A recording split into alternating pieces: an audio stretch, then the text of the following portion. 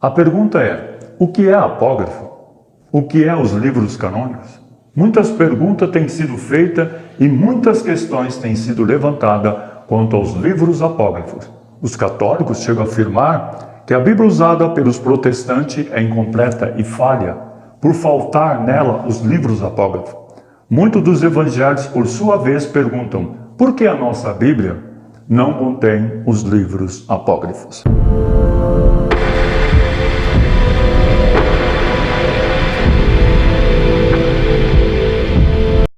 Graça e paz. Eu sou o comentarista Pastor Geraldo e vocês são muito bem-vindos em meu canal. Antes de nós entrar nesse assunto, eu gostaria de pedir para vocês se inscrever-se em nosso canal. É só vocês clicar em inscrever-se, clique também no sininho para você acessar as notificações que todas as vezes que nós colocarmos um vídeo novo aqui, vocês serão avisados em primeira mão. Também não deixe de compartilhar aos seus amigos, fazer seus comentários, deixe as suas sugestões.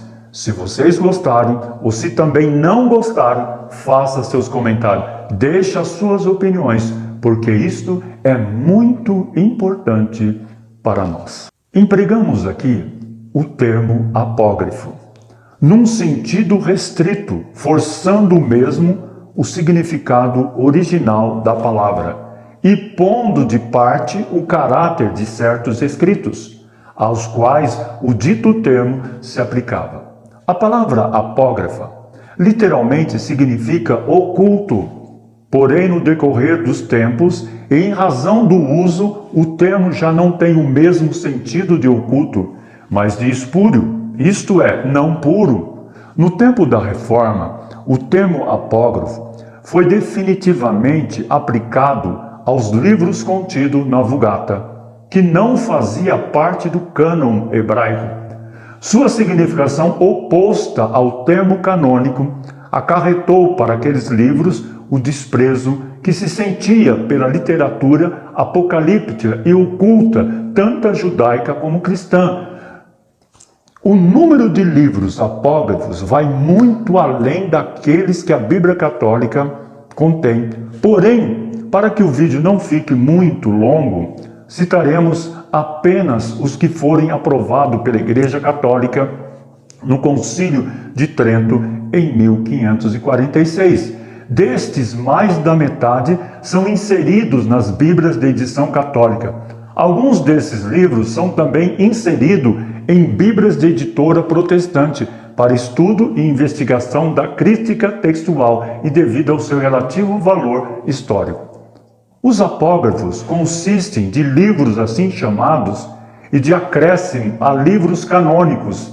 A sua aprovação pela Igreja Católica deu-se em 1546 no Concílio de Trento, em meio à intensa controvérsia, havendo inclusive luta física resultante de contenda dos debates em torno dele. Os livros apócrifos são livros não inspirados, chamado também de deuterocanônicos, que os católicos incluíram no Velho Testamento das suas bíblicas.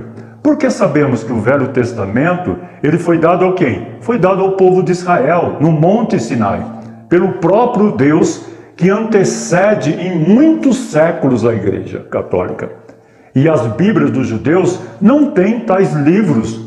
Romanos capítulo 3, versículo 1, 2, comprova o fato do Velho Testamento ter sido dada em primeira mão aos judeus. Qual é, logo, a vantagem do judeu?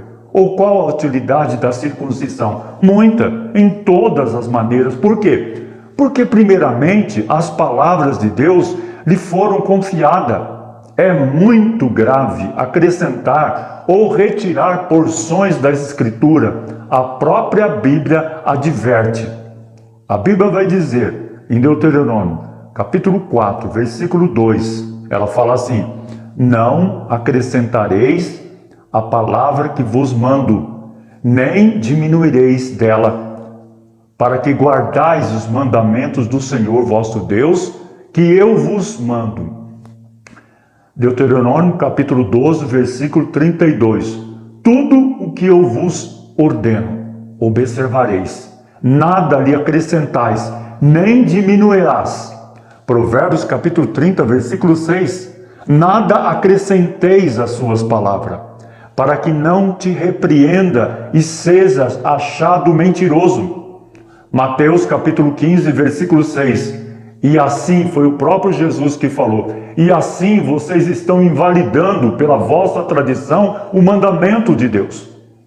Os livros de acréscimo e os livros canônicos aprovados pela Igreja Católica foram os seguintes: Tobias, Judite, o acréscimo ao livro canônico de Esther, Sabedoria de Salomão, Eclesiástico, Baruque, contendo a Epístola de Jeremias, Cântico dos Três Santos Filhos, História de Susana, acréscimo a Daniel, Bel e o Dragão.